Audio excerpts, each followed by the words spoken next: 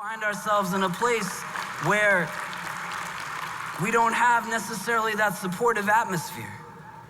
And in the absence of that atmosphere, we start to wonder, what does faith mean? What does Islam mean? And who is Allah? If this is the way that the people who are meant to be His representatives on the earth actually treat us. There was a young woman who came to see me, who was telling me of an instance that she had to really digest in ways that were hard for her to digest. She went to a Muslim school, an Islamic school growing up. And she said that when I was born, I had a facial disfigurement. I wasn't necessarily the most beautiful person. And when I went to my school, she said kids would laugh at me, they would make fun of me. And she said there was times when I would overhear teachers laughing about the way that I look. And she said in my home, my parents weren't really so supportive. They wouldn't really give me any indication that they were proud of me or they loved me. She said when I got old enough, I decided to have a surgery done to deal with my disfigurement. And my father, he told me, don't do that because you will never be beautiful. And if you do this, God will punish you. He will not really ever reward you with anything. She said I decided to go ahead and do it anyway. And after the first phase of the surgery, they had trouble resuscitating me. But they were able to, alhamdulillah. And she said when they resuscitated me, rather than being met with any warmth or any kind of remorse that potentially I would not be here, my father's first words to me were, see, I told you God would punish you. She said when I went through the second phase of the surgery and they were able to fix the disfigurement, for the first time I was happy seeing myself in a mirror. She said I would smile and I enjoyed seeing the smile that I saw in the reflection. And when I would do this, my parents would say to me, you have nothing to smile about. You are still as ugly as you were before.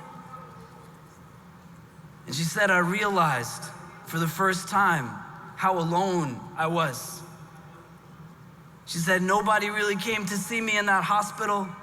None of my friends that I went to school with. My family definitely didn't come. And she said the first time I ever felt support, I ever felt cared for, was when I was in that hospital and those doctors and nurses and residents were there with me every step of the way. And she said, I want to feel loved like that again. I wanted to feel support like that again.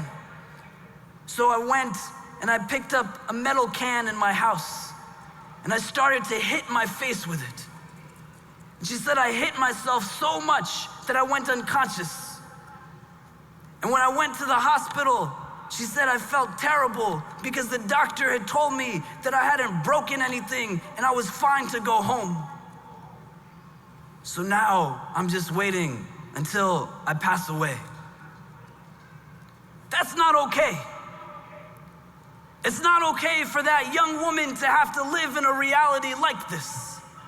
And the responsibility that we have, whether we were here for hours, whether we were here for days, whether we were here for the last week, is to take the information that we have gathered, not to just store it in our heads, but to put it in our hearts, let it resonate deep within and emanate into action in a world that is looking for mercy, hope, and love from the likes of you and I.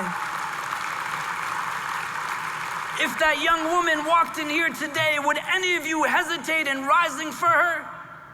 Then realize she exists and that there are thousands that are like her that are waiting for you to go and build the spaces that likes of her need. And until you build them, they will not have a place to go.